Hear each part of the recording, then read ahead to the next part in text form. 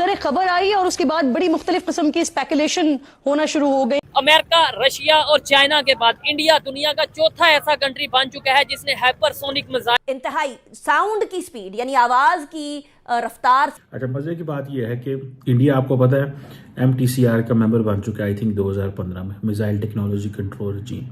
India का ये latest missile है जो ये टेस्ट करने जा रहे हैं।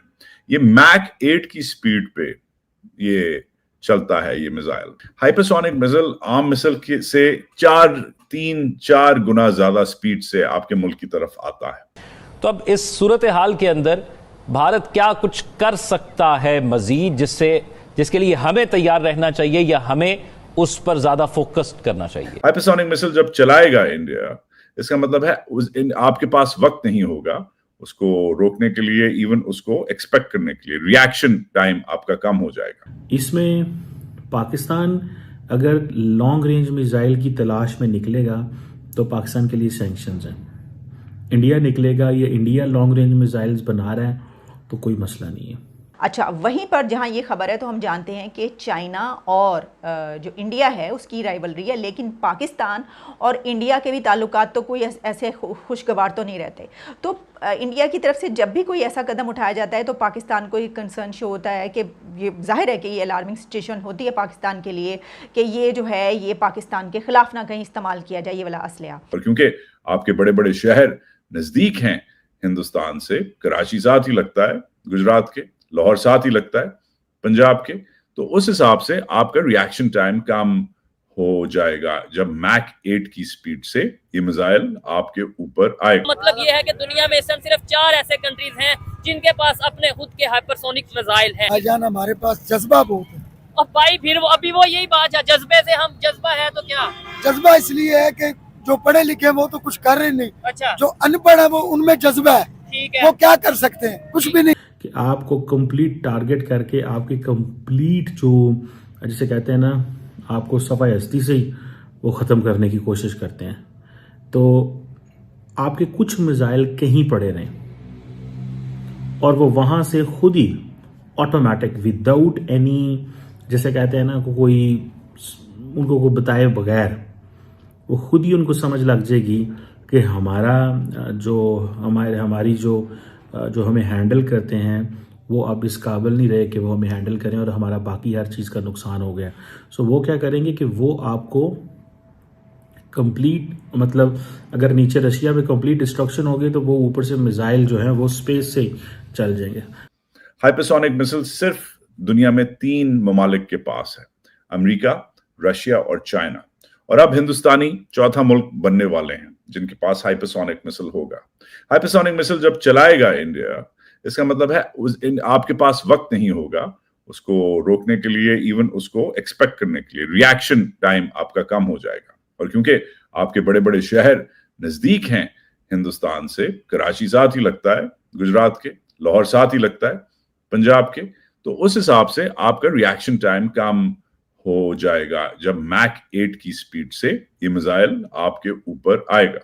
तो इंडिया तो तैयार हो गया है। ये साफ संकेत है कि भारत दिसंबर की पहली या दूसरी तारीख को ध्वनि हाइपरसोनिक मिसाइल का गेम चेंजर टेस्ट करने वाला है। इस बार भारत ने ये कदम अचानक उठाया है क्योंकि सिर्फ 6 दिन पहले नोटम जारी किया गया ताकि चीन चाहे तो भी अपने जासूसी शिप भेज ना पाए। और वो इंडिया समझता है कि भाई अगर हमने इनको टारगेट किया तो हम बेसिकली ये जो सैटेलाइट्स होती हैं ये समटाइम्स आपको पता है इंटेलिजेंस इंफॉर्मेशन प्रोवाइड करती हैं, एग्जैक्ट पिक्चर्स, डाटा, मूवमेंट, और ये उनको हिट करना बेसिकली आपने दुश्मन की जो कैपेबिलिटी है उसको हिट कर रहे हैं। ठीक है जी। सो ये समझ लें कि चीज़ें हैं। सो हमारा तो ये है कि हम ये चीज़ें नहीं कर सकते, लेकिन इंडिया का ये है कि इंडिया ये सारी चीज़ें कर सकता है। राजनाथ सिंह जो है वो धड़ल्ले से कह सकते हैं कि जी हाँ हमने हाइपरसोनिक मिसाइल जो है वो बनाया। पाकिस्तान अगर बनाया भी है या बनाता चाहता है या काम करना चाहता है तो नहीं कर सकता। आप देखिए ना, हाइपरसोनिक मिसाइल जो है ये इसकी जो स्पीड है, कहा जाता है कि it's 5 times the speed of the sound, यानी कि हाइपरसोनिक की जो स्पीड है it is 5 times the speed of the sound. और ये ज़मीन पे जिसे वो कहते हैं ना 1 माइल पर सेकंड के हिसाब से आ रहा होता है। और इसकी मैन्यूवरेबिलिटी भी है, ठीक है जी। और ये अपनी ट्रेजेक्ट्री तक को फॉलो करते हुए ऑटोमेटिकली हिट करते हैं। और ये समझ लें कि डिफरेंट किस्म के हाइपरसोनिक सिस्टम्स होते हैं। एक हाइपरसोनिक ग्लिड व्हीकल है और एक हाइपरसोनिक क्रूज मिसाइल है। जो जिसे कहेंगे, जो हाइपरसोनिक ग्लिड व्हीकल है, ये रॉकेट से लॉन्च किए जाते हैं, यानी कि अपने टारगेट तक पहुंचने के लिए। जबकि जो दूसरे हैं वो हाइपरसोनिक क्रूज मिसाइल जो हैं वो air breathing high speed engine से पावर किए जाते हैं। और अभी भी आपका दिल नहीं भरा और अभी भी आप यही कह रहे हैं कि जी अभी तो पिक्चर अभी बाकी है मेरे दोस्त।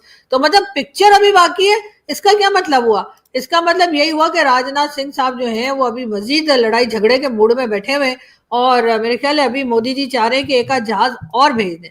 तो मगर मोदी जी, मतलब ये कोई अच्छी बात तो नहीं है ना। पहले ही देखिए इतना हमारा नुकसान हुआ है, कितने ही मदरसे आपने तोड़ दिए, कितना ही कुछ कर दिया, और अभी तक जो है वो हमारे लोग हाई अलर्ट पर हैं। हम तो रात को भी ये सोच सोच के सोते हैं कि अरे ऐसा ना हो कि कोई मिसाइल आ रहा हो, ऐसा ना हो कि कोई ड्रोन आ रहा हो, ऐसा ना हो कि कहीं से कोई अटैक हो रहा हो। और हमारे लोग बिल्कुल एकदम हाई अलर्ट पे जो है वो, आपको पता है कि हमारे जो सिक्योरिटी फोर्स है उससे भी कहा गया कि हाई अलर्ट पर है। हमारे टीवी चैनल जो हैं उनके अंदर जो एंकर है, मतलब टीवी चैनल में जो एंकर है, सॉरी ये बोलना चाह रही थी, वो भी जी चिल्ला चिल्ला के उनका गला बैठ गया है और वो कह रहे हैं कि जी भारत कभी भी दोबारा अटैक कर सकता है। ऊपर से राजनाथ सिंह साहब जो है वो आके कह देते हैं जी ऑपरेशन सिंदूर जो है वो अभी खत्म नहीं हुआ है। मतलब सर क्या कह रहे हैं सर, प्लीज बस कर देना, बस हो गई ना।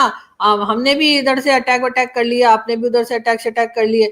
अब मेरे ख्याल है अमन होना चाहिए दोनों कंट्रीज में, थोड़ा सा तो मतलब आराम से लोगों को बैठने दें, अभी सब परेशान है। अब पाकिस्तान नहीं कह सकता कि हम ये सिस्टम भी चाहते हैं, ये सिस्टम भी चाहते हैं, बिकॉज उनको ये है कि पाकिस्तान को इस पोजीशन में रखो जैसे कि पाकिस्तान कभी भी ये चीज़ें ना खरीद सके या ये चीज़ें ना बना सके, ना उन तक उनके साइंटिस्ट को ऐसी यूनिवर्सिटीज़ में पहुंचने दो, ना उनकी जिसे कहते हैं ना स्टूडेंट्स को इनरोल करो, ना उनको ऐसी इंस्टॉलेशंस पे लेके जाओ ताकि वो समझ ही ना सकें, कुछ कर ही ना सकें। ठीक है जी। सो ये इंजीनियरिंग एंड फिज़िक्स की गेम है। सो जो लोग इंजीनियरिंग एंड फिज़िक्स में अच्छे हैं वो इन चीज़ों में कर सकते हैं और ये चीज़ें बना सकते हैं। बहरहाल इसके जो बेसिक ऑपरेशंस हैं, कम्युनिकेशन हो या बाकी चीज़ें हों, ये एक बड़ी चीज़ है। देखिए, आपने जब सिस्टम बनाया, आपने उस सिस्टम को कनेक्ट रखना है और उसके ऑपरेटर के साथ, डिसीजन मेकर के साथ, थ्रू कम्युनिकेशन और सेंसर सिस्टम के साथ। तो ये चीज़ें हैं। मुझे this is what I find out.